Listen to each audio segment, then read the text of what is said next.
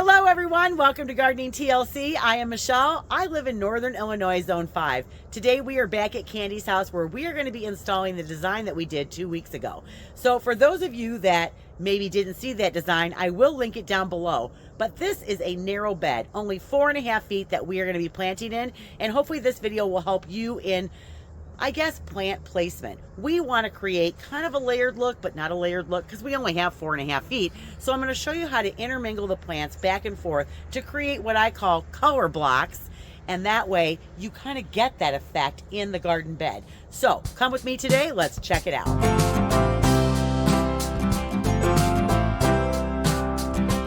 I brought my crew with me today. They are going to help me knock this right out of the park. The first thing that we're going to do, we are going to set up a string line. We want to make the bed wider because one of the things that we don't want to do is plant right up on top of the fence. So I'm going to create what's called a catwalk back behind the fence where that 2 feet from the fence line to where we actually start the measurement for the planting starts. So we're going to get the sod cutter out and we're going to cut the sod out and then we'll start the placement of the plants.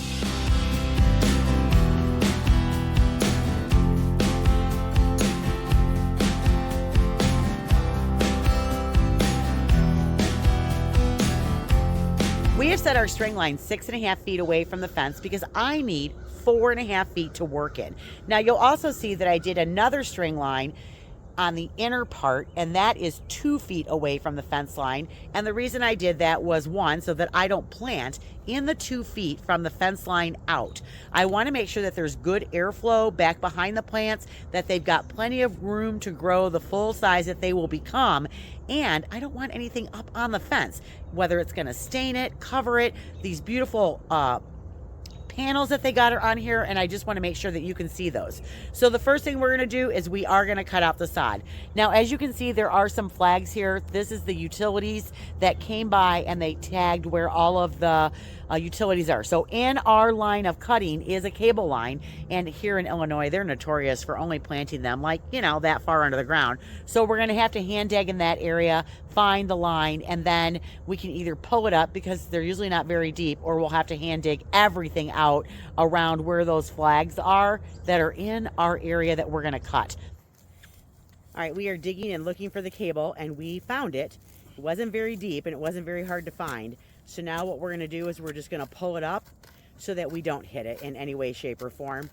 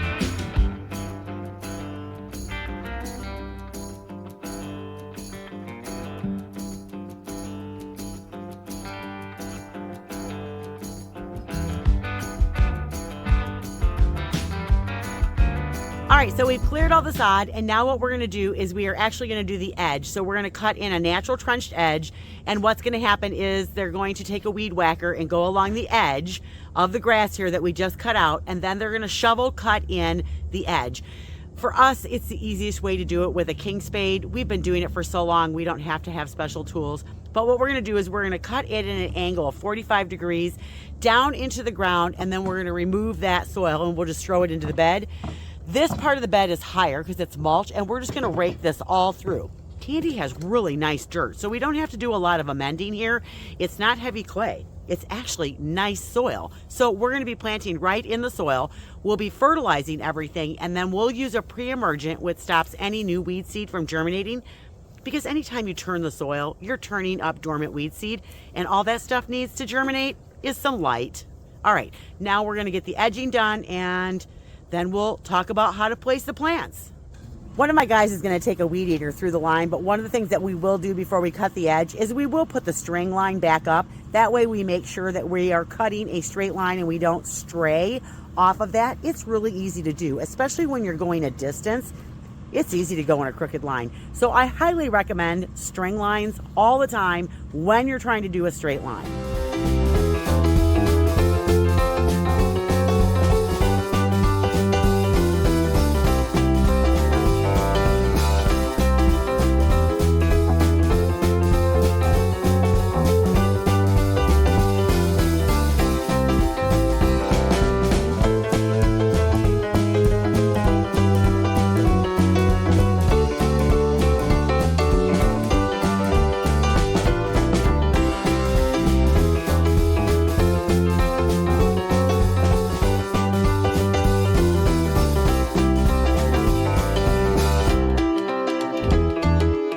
So real quick, I'm going to give you a rundown of the plants that we're going to put in here. We do have 5 shrubs that we'll be putting in. I'm going to do the specs pretty quick. If you want more details about each of these plants, you can check out the video that we did where we did the design on this actual planting. So I'm just going to do them real fast. 5 shrubs, the first one being a calicarpa. This is a beauty berry. It's the Pearl Glam from Proven Winners right here. Grows in zone 5 through 8. It's going to get 4 to 5 feet tall and 2 to 3 feet wide. I love this one. Absolutely beautiful. Gets those little pink berries all over it. So sweet. We are also going to be putting a hydrangea in here. Here it is right here. This is the Little Lime Punch. This is also from Proven Winners. Zone 3 through 8. 3 to 5 feet tall and wide. What I like about this is absolutely the color of these panicles on here. Oh my goodness, they're so gorgeous. We are also going to be putting some evergreens in the bed, so we've got some winter interest right back here. Here's my little baby. I've got a Green Mountain Boxwood. The Green Mountain Boxwood is going to grow 5 feet tall, 3 feet wide, part sun, full sun, zone 5 through 8, deer resistant, at least here where I live. So I love the little cone shape of this boxwood. We are also putting some junipers in the bed. These are also deer resistant. This one is the Blue Star Juniper. Grows in zone, sorry, I never can remember the zones, 4 through 8. Gets about 1 to 2 feet high, 3 to 4 feet wide. It's not a ground hugger. Kind of grows in a layered mound. Really super nice. We will also be putting a Daub's Frosted in the bed. I don't have that plant here today. Everybody seems to be out. There'll be some coming later in the season, so I'll just come back and drop those in the bed after the fact, so you won't see those go into the bed today, but they'll go in later. The Daub's Frosted, zone 4 through 9. This one is 12 to 24 inches high, 3 to 4 feet wide. It is a ground hugging juniper. When the new growth comes out, it's yellow, and as it ages, it gets a beautiful green blue color to it. So those are all the shrubs. Now let's talk about the perennials. All right, now let's talk about the perennials that we're going to put in the bed, because they are the backbone of this whole bed, and we'll be weaving them in and out in a color palette of yellow, white, and purple. So we are going to be putting some Rebeckias in here. This is the American Gold Rush. The American Gold Rush grows in zone 4 through 9, gets 18 to 24 inches tall and wide. So we'll be using 3 of those. We are also going to be putting in 3 sedums. We're going to use the Back in Black. This is from Proven Winners. They get 26 inches high and about 30 inches wide. They grow in zone 3 through 9, so we'll be putting 3 of those in. We are also going to use a Denim and Lace Russian Sage, so we have 3 of these. They grow in zone 4 through 9. These guys are really compact, really nice. They only get like 32 inches high and maybe 34 inches wide. So I really like the color on this one. Also, we're going to have alliums in the bed. So this is an ornamental onion, and they are done blooming for the year, because sometimes when they're in the pots, it makes them bloom faster than they would if they were out in the landscaping. But we are using the Millennium Allium. This one is going to grow in zone 5 through 8, 15 inches high, 15 inches wide. Really nice. I love alliums. We are also going to put a salvia in the bed. So we are going to use the white salvia. This one is called Snow Hill. Isn't that really pretty? Now this is on its second flush of flowers. This is one of the flowers that when they bloom in the spring, if you cut them back to the base foliage, they'll reflush and bloom again later in the season. So they're going to bloom starting in June, cut them back, and then they'll bloom again in August. 15 to 18 inches high, 14 to 16 inches wide, zone 4 through 7. Once the sun comes over the top of the fence, this bed really is in hot fall afternoon sun, so they're getting plenty of sun to meet all the requirements of what they're looking for. Now we are going to put 2 echinaceas in the bed as well. So I have chosen the lemon yellow sombrero echinacea. There's the flower on here, and I do have this. It is flowering. Some of them are done, some of them are still going, and there's actually some buds down in here too. So this one is going to grow in zone 4 through 9. It's a shorter echinacea. We don't want really tall, leggy ones. We want them to be nice and compact. So this one's 24 to 26 inches high, 22 inches wide. And then we're also going to be using the Kismet Raspberry. Love the color on this one.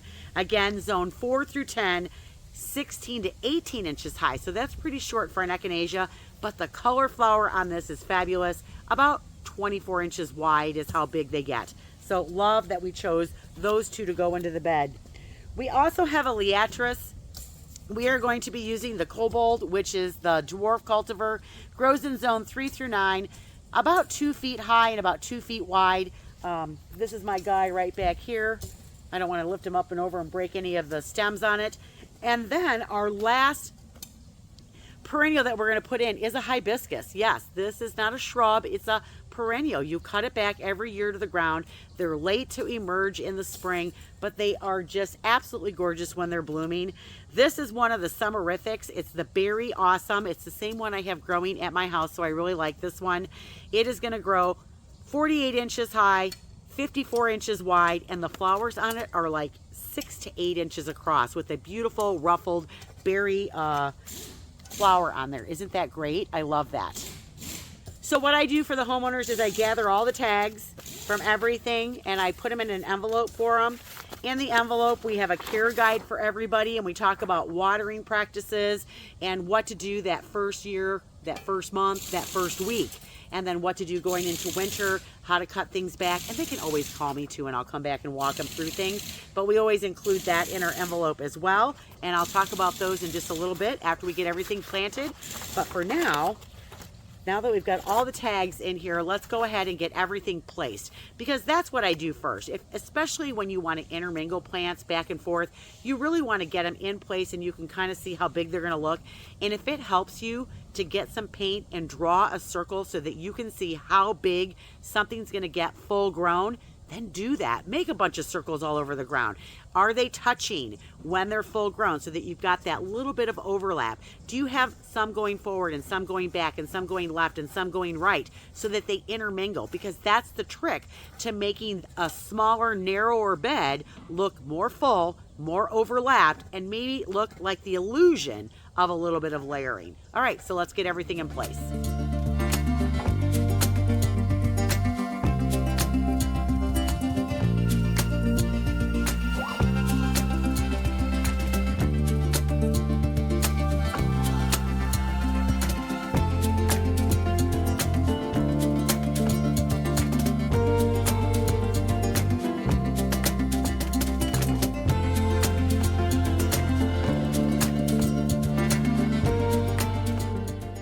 Now, this is a nice picture of the design that I did, and a lot of times you can look at a picture like this and figure out where you're going to put everything. But when you're working in a bed that's only 4.5 feet wide and you want to intermingle things in a block pattern down the bed, but you kind of want that illusion of overlapping and of layering, you want to move some things forward, some things back, and you want to intermingle some of the plants. Now, some of them are just going to be a color block because that's all you've got room to do based on the size of the plants. But some of them you can intermingle and create that look that you're going for. So I did a flat plan for you guys as well. So let's take a look at that next. I made this overhead view so you could get a perception of what it looks like to move your plants forward and back. I'm not planting any of the smaller things in a straight line.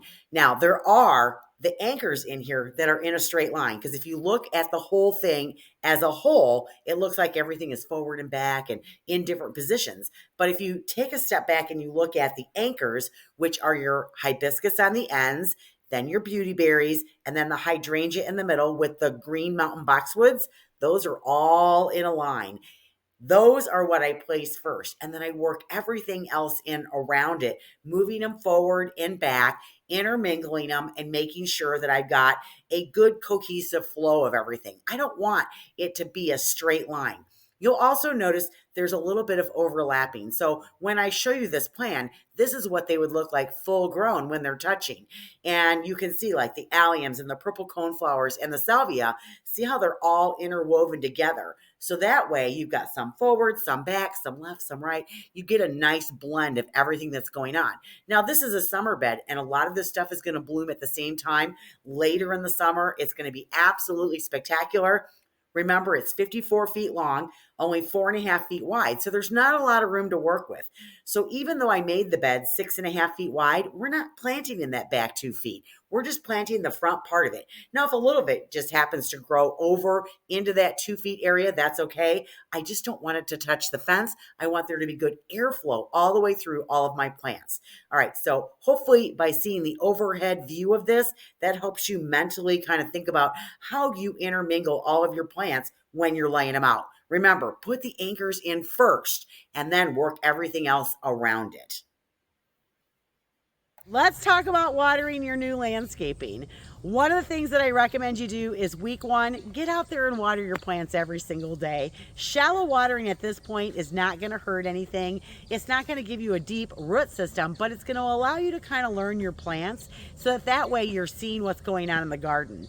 Now, once we get past that first week, you want to establish a routine where you're getting more water on your plants for a longer period of time and you're doing a deeper watering to create that root system. Fall is a great time to plant because the ground's already warm, the temperatures aren't as hot, and as the temperatures cool down, your plants aren't stressing as much, and because the ground is warm, it helps those roots really get established before we go into winter. Now, I also recommend that you water the ground all the way until it freezes, which here in Northern Illinois Zone 5, that could be like the first week in December, sometimes even later. Now, evergreens don't have the ability to pull water up in their roots in the winter. So I will come back over here and I will spray all of the boxwoods and the junipers with this product right here. This is called Wilt Stop, and what it does is it coats those leaves and needles so that they don't dry out through the winter, because that's the number one thing that will take your boxwoods or any of your evergreens out in that first winter is they dry out. They need to be able to hold onto the water all winter long. Now, you might be planting things that say, I'm drought tolerant. Well, guess what? It doesn't happen overnight. Drought tolerant happens after your plants get established. So in this case, because we're planting in the fall, we want to water the plants the first week every day. And then after that, I want to try to get 1 to 2 inches of water on my plants every single week. How do I know what 1 to 2 inches of water is? Well, you know what? Stick your finger in the ground. That way you know if your plants need water or not. How do you know if you're putting 1 to 2 inches actually on the plants? Well, if you're doing it with an overhead sprinkler, which is what a lot of people have to do, take a Tupperware dish, put it outside, turn your sprinkler on. Every 20 minutes, come out and check that Tupperware dish and wait until you get like 1 inch of water in, time it, and then you know. It took 30 minutes, it took 45 minutes, because I don't know how long it'll take for you. Your water pressure is going to be different than my water pressure or Candy's water pressure. That's how you can tell. Now, when it comes to like drip irrigation or irrigating your landscaping bed with sprinklers from your lawn, you still need to get that 1 inch of water on there. So if you're watering with sprinklers from the lawn, typically those are only running for 10 or 15 minutes, and that might be shallow watering. It might not be getting 1 inch of water on your plants. And remember, shrubs need more water than perennials, and it takes longer to saturate that root ball than it ever will a perennial. Also, slow your hose down when you're watering if you're individually watering, because all you're doing is having the water run off and it's not having time to saturate down into those roots. So slower watering is better as well. If you decide that you're going to use a hose on a slow trickle and put it out next to your plants, that's a great way to water. Just make sure you set a timer and you don't forget about it, because you can overlove your plants too and take them out because you rotted the roots. Also, mulch your beds. If you don't have mulch down, weeds will grow, plants will dry out faster. Mulch really does help stabilize soil temperature. It helps suppress some weeds, and it does work as far as maintaining that moisture in the soil. Think about a patch of ground that doesn't have anything on it, and then think about a patch of ground that's covered in mulch. I guarantee you, 5 times as many weeds, maybe up to 10 times as many weeds will grow in that patch without the mulch. Also, watch that soil just start to split and crack and pull apart because it dries out so fast. So mulching is a great practice to do to make sure that you are giving your plants all the things that they need. Plus, that mulch is going to help the crowns through the winter. So all of these perennials are going to grow for a little bit, and then we're going to get to where a hard frost comes in. Normally we get ours right around Halloween. It'll take the perennials out, and then you're going to cut them back to the ground and just let them sit there for the winter, and they'll go dormant, they'll go to sleep, and then next year they'll start to come back up. Do you ever lose things over the winter? Well, yes, that can happen. Mother Nature does whatever she wants. I mean, I've planted 3 of the same plant before from the same batch at the same time, and 2 the next year got big and 1 stayed little. I mean, I've seen that happen. So we'll just come back over in the spring, take a look at everything. And again, she's going to have to do those same watering practices in the spring to get everything established and drought tolerant. Then in the spring also, she'll need to put down pre-emergent again because it doesn't last forever. That's going to stop any weed seed from germinating, because every time my guys dig a hole in the ground right now, they are turning dormant weed seed, guaranteed. And so I don't want all these little baby weeds to sprout up, and we will put that down. We'll water everything in before we go, and then this will be done. All right, let's get it planted.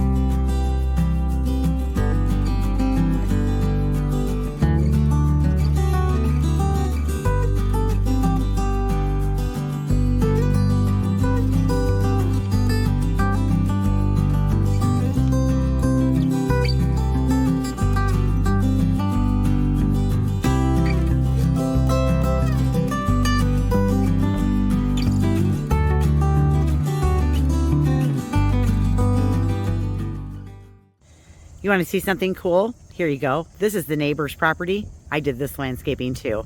I did the front, the side, the back, the patio, the driveway, the culverts, the front porch, the concrete, all of it. This one's been here for a while. I am so happy with how this turned out. I just love this. Now, this will never be a spring bed. This is definitely a summer bed with everything that we've put in here. We've got the hibiscus, which are absolutely gorgeous, and the calicarpa. So the hibiscus is here, and the calicarpa or the beautyberry is here. These are the 2 shrubs that she leaves up all winter, and she cuts them back to the ground in the spring. You want to protect the crowns on those through the winter here in Zone 5, and so those are the 2 she leaves. Everything else, as far as cut back, it's to the ground. When I say cut back a perennial, you just cut it back to the ground, and then they'll come back next year. Now, she can leave all of this up through the winter if she wants, or she can cut it back in the spring. We do have evergreens in here. As far as the little blue star junipers, they require 0 maintenance. You don't do anything to those. The Green Mountain boxwoods, they will have to prune those to keep their shape and to keep that cone going. These typically get pruned after frost danger is over, but you don't want to prune them when temperatures are going to soar into the 90s. So lots of windows to prune those. She will have to prune her fruit punch hydrangea. Now, she can do this either as it goes dormant, or she can wait till spring until the buds swell, and then she can prune it then. And again, all of these perennials here, you just cut back to the ground when they're done. Oh, I'm so happy with how this turned out. Plenty of room for everything to grow too. So it might look like there's not enough in the bed, but there really is. And by pulling things forward and back in the bed, that really helps you be able to have things intermingle. So remember, you want the plants to touch when they're full grown. So usually I will back off the measurement of the width like 3 or 4 inches. on the tag, if it says 18 inches, I'll back it off to 15 inches. If it says 24 inches, I might back that all the way to 18 inches. So I want them to touch when it's done. Now you can see the empty bucket. There's one right here. There's one right there, and there's a third one down there. When I get the Daubs frosted, which I'm hoping that my wholesaler will get some in between now and the end of the year, I can just come over and pop those right in the ground. And even if I don't get them this year and I have to put them in the spring, they're ready to go. I can come over myself or send one guy over just to pop those in the ground. All right, there it is. Let me back up all the way and see if we can get the whole thing in here without a whole bunch of glare from the sun. It's really hard to film when the sun is behind you. Oh, there it is. The other thing that she's going to be doing is she got some solar lights to put on the fence, and she's going to be putting one on top of each one of these panels. So she'll have some night light out here too. So gorgeous. All right, there you go, you guys. There's how you plant a skinny border. Bring your plants forward and back to intermingle them and not create layering, but to create color blocks in a skinny area and make it look really good. I hope you got some ideas from this video. I hope you enjoyed it. We certainly thank Candy and Greg for letting us film here at their house today. I think this looks fabulous. I hope you guys have a great weekend, and we'll see you in the next video. Bye, everybody.